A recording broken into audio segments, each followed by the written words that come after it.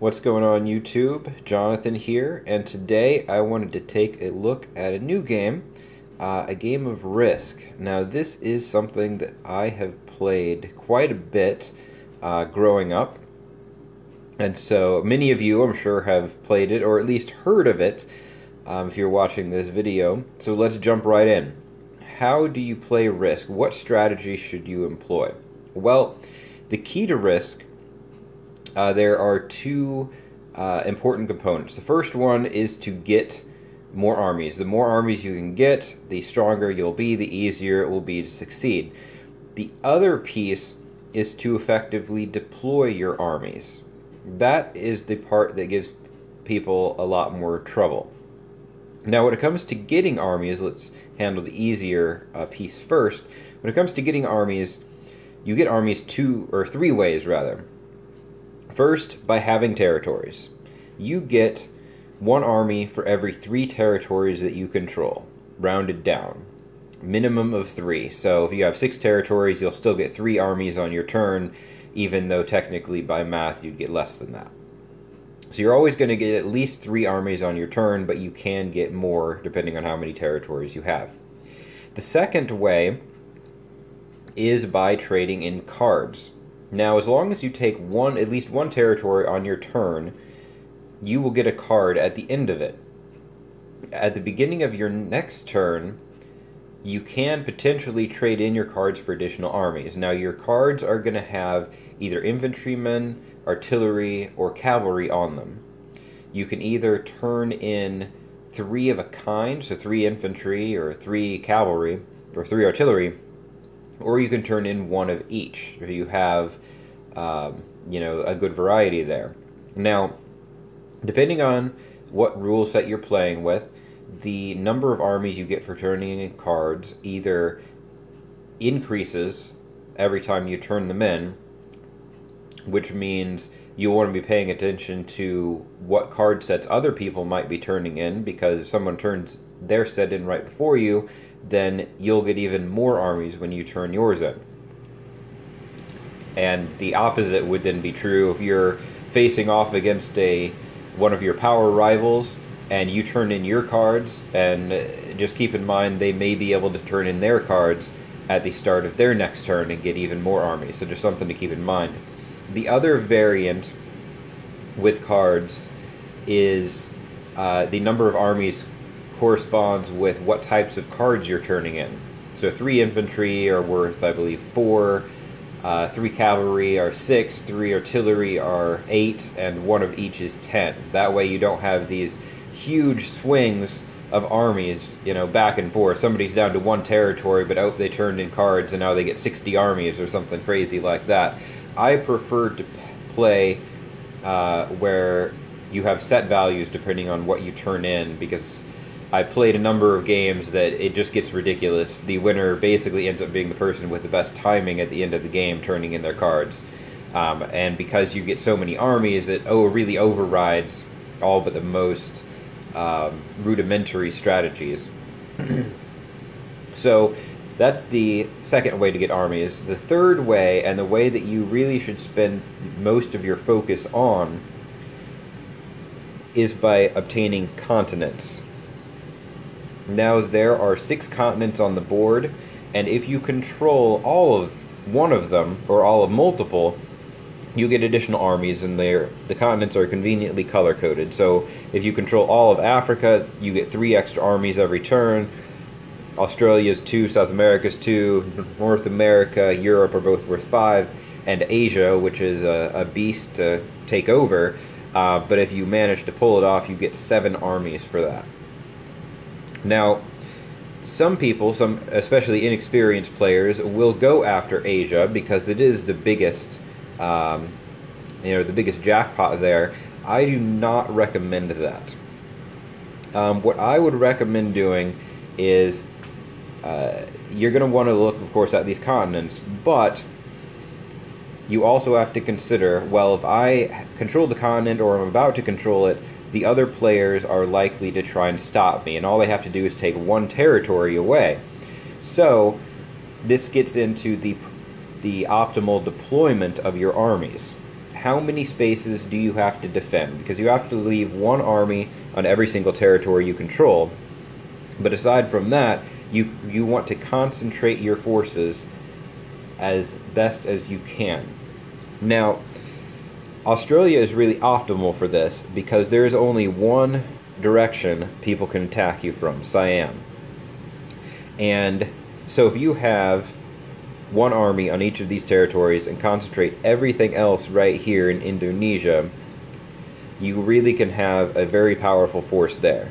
And if you know, on a turn you need to take a territory, or somehow somebody is on the verge of taking Asia, you can easily move into Siam, take one Asian territory, which prevents anyone from controlling Asia, and you still only have to defend from one direction.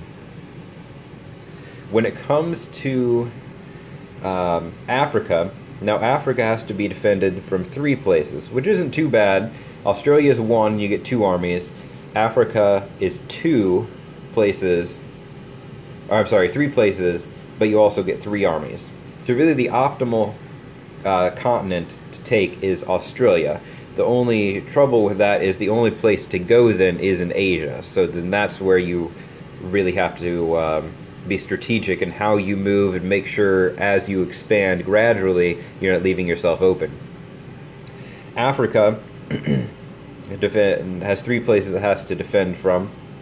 A good thing to do if you're able to get Africa, moving into Asia can be problematic, moving to Europe can be problematic because it can be attacked from all over the place. Moving into South America is not a bad idea as Africa, because assuming you take it, there's only one additional spot you have to defend, and you're going to get 2 armies for this continent. Similarly, if you have South America, moving into Africa is not necessarily a bad idea. You do expand the number of territories you have to defend from, but I have seen that work well in a few games, because usually Europe isn't contested, so you don't have a strong opponent up in the north. But just be aware of, as always, of what's going on around you. Europe South America and Africa also have an interesting dynamic, because they both, if you're in Africa and somebody's taking over South America, you can easily just move one spot over, and you're really just adding 1 space that you have to defend now. But if you're South America moving over into Africa, right now you have to defend 2 spots. But if you move over here, you're not increasing the number of territories you need to defend.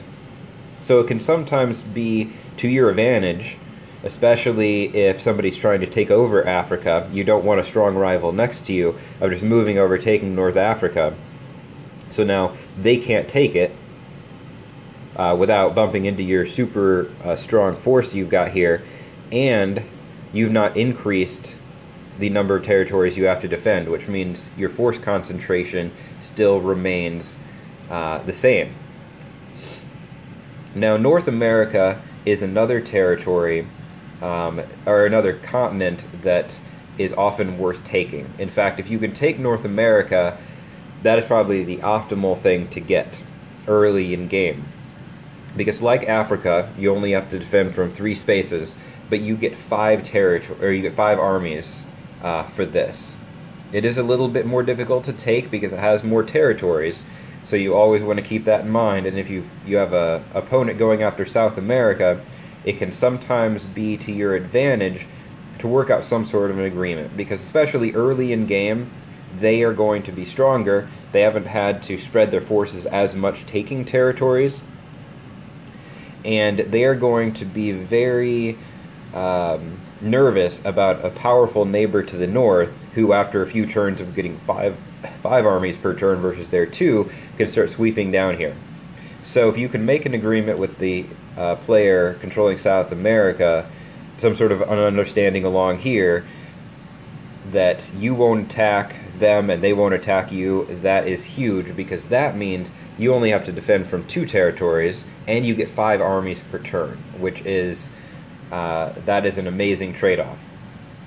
Now, as with anything in this game, there is nothing binding about alliances or understandings, if you will.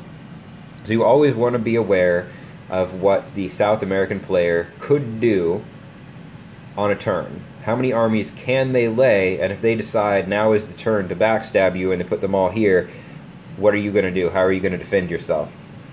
And so a lot of the time, even though there's that unofficial or official understanding, both sides will tend to gradually build up, not nearly to the point where they would without that agreement in place, but usually there's still some sort of a build-up.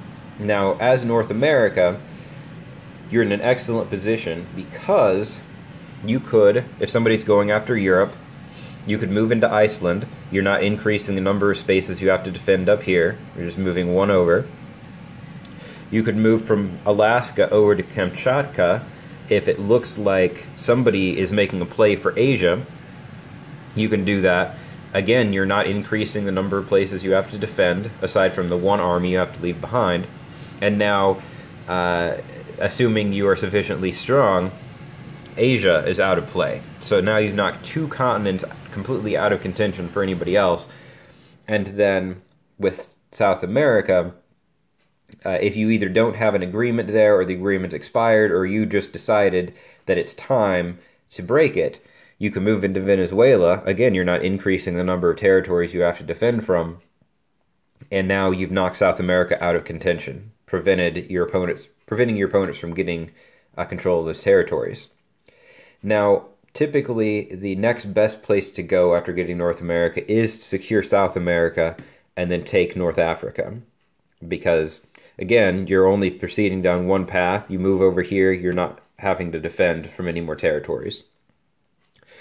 Now, we haven't really talked about Europe a whole lot, and that is because it can be attacked from every which way, 4 different directions, and it gets 5 armies. So, getting those 5 armies is nice. If there's all sorts of chaos going on around you, it can sometimes be good to get Europe, but in a standard game, normally it's just so easy for somebody else to just take one territory, so difficult to defend, that Europe typically is not worth it, especially because you're more than likely going to have a strong North American player. South America is also often taken, and Africa. And so you're likely to have at least one, if not 2, reasonably strong opponents around you that are not going to be too interested in letting you get 5 extra armies from controlling that continent. Now, let's take a little bit of time to discuss Asia. This is the most difficult continent to control, but it does give you a lot of territories, or a lot of armies. And if the North American player is strong, they can come over and take Kamchatka. So Asia is incredibly difficult to take. But what I recommend, first and foremost, if you want to go for that big prize, secure Australia. It's incredibly difficult to take Asia anyway. It's going to be even more difficult if you don't have at least one continent supplementing your armies. Now, again, with Asia, it's incredibly important, as it is with any continent, but especially here, to consider strategic troop deployment. I know that Ukraine is technically Europe, but if you don't take it, you have to defend from 3 territories here and 1 over here, assuming you control Australia. That's 4 areas that you could potentially, be hit if you're too weak.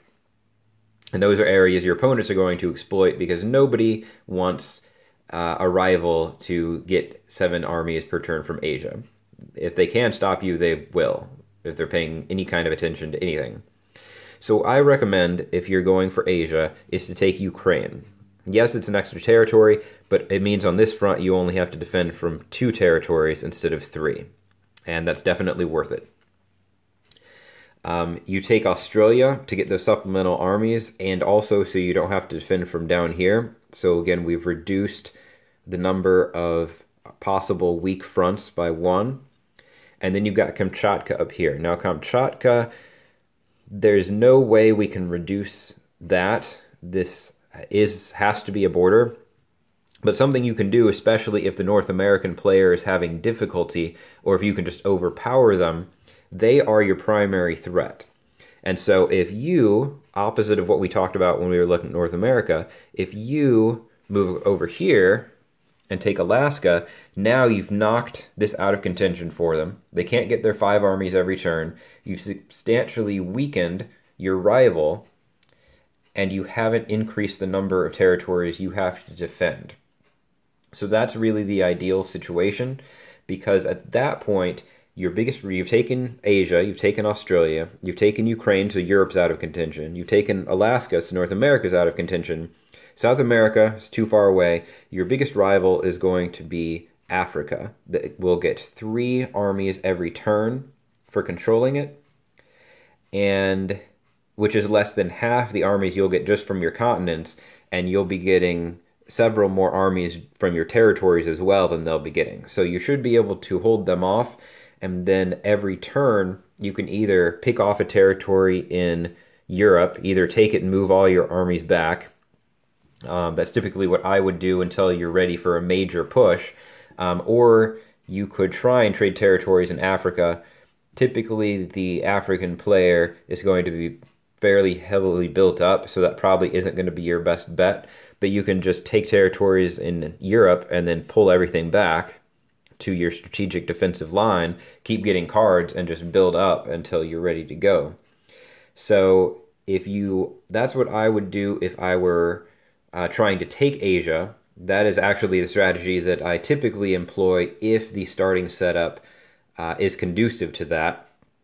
No matter what, you always want to get a continent, and if you see a player doing that, typically if they build up in Australia, move to Siam, and then just slowly, once every turn, just take 1 or 2 territories in Asia, that's a pretty good sign that that is the strategy they're going to take. They're going to try and do this, and then they'll try and sweep the board one way or the other. And you want to prevent that from happening.